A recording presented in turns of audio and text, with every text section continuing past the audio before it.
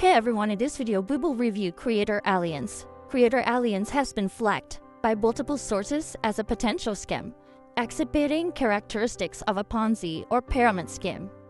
It works with you to improve your content's SEO and maximize your exposure. The team will work with you to improve your posting efficiency, allowing you to create more content without devoting additional time. Every brand has an identity that includes your business name, logo, and website. It can help design a new website, expand your current site, and create a new logo for your business and much more.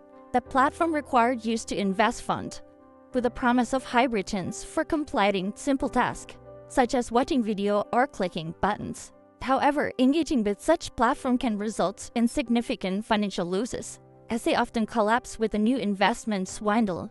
It lacks transparency regarding its ownership, and operates without any tangible products or service. In my opinion, Creators Alliance is widely flagged as a potential scam, resembling a Ponzi scheme with a high risk of financial loss. Thanks for watching. Don't forget to like and subscribe to see more content like this. Easy to understand tutorials about business, project management, softwares, social media apps, and more. Softpro dream to 100,000. Thanks for watching.